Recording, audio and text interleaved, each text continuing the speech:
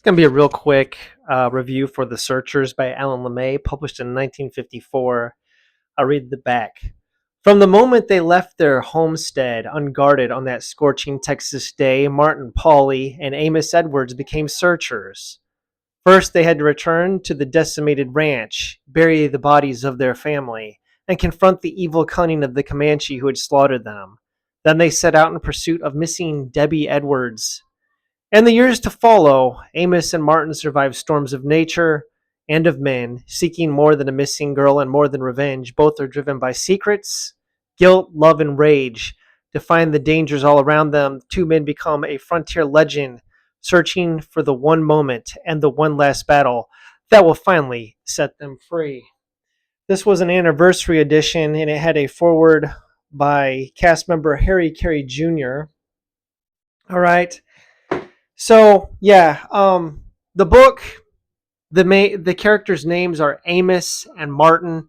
In the movie, the name Amos is changed to Ethan. John Wayne plays Ethan Edwards, and he's kind of the main character in the film. In the book, Martin Pauley is more of the main character. Now, here's another book I'm going to toss up real quick. This is Glenn Frankel's The Searchers, The Making of an American Legend, which I finished reading this as well.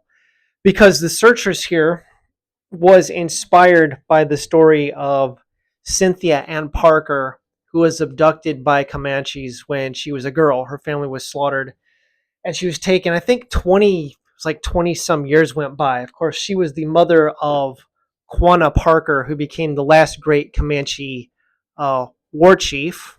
All right, and this story of Cynthia Anne Parker was the story that inspired Alan LeMay to write The Searchers. It was based upon the John Wayne character was based upon a character named James Parker.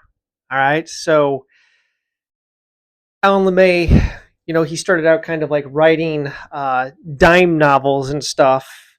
He then, when that kind of dried up, he went and worked for Hollywood for a while, doing scripts, working for Cecil B. DeMille. Or not Cecil B. DeMille, but Marion C. Cooper. Excuse me, Marion C. Cooper, doing kind of script writing and stuff. He got sick of it after a period of about 6 years working in Hollywood. He just decided it wasn't for him anymore. He wanted nothing more to do with Hollywood, so he went back to writing novels. And this was the first piece of literature that he had written in about 10 years. Okay, he worked on this. He had copious amounts of research and study that went into making this novel. He said that he wrote about 2,000 pages. Most of it wasn't any good, so he got it down to what you have here, whittled it down to that. All right. I have to say it's pretty good. It differs enough from the film that I think it's worth your time to read. It's a fine Western. When it came time to write the script, he wanted nothing to do with it. He just basically sold the book rights and walked away from Hollywood. He wrote a couple of novels after this, but this one here is probably considered his magnum opus, and most people don't even know about it. They're more familiar with the movie than they are the novel, and I think the novel is, I don't know, it'd probably be in my top 10 Western novels that I've read. Right? It'd make my top 10 list. So it's a big recommend for me. This book here by Glenn Frankel, The Searchers, The Making of an American Legend.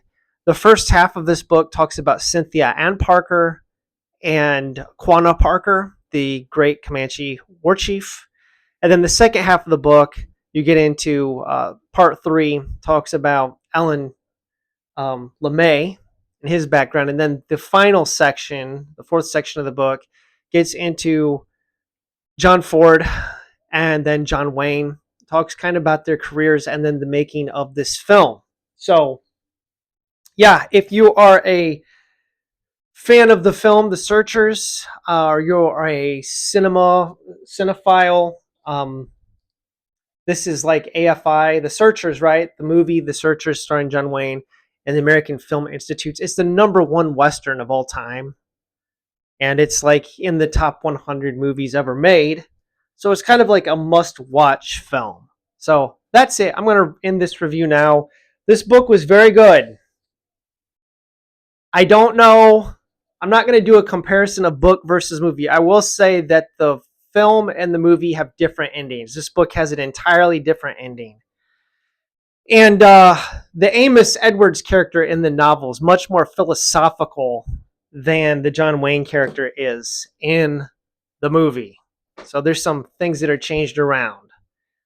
That's really all I got to say about it. It's a big recommend for me. Both of these books. I enjoyed them immensely. Thanks for watching and have a wonderful day.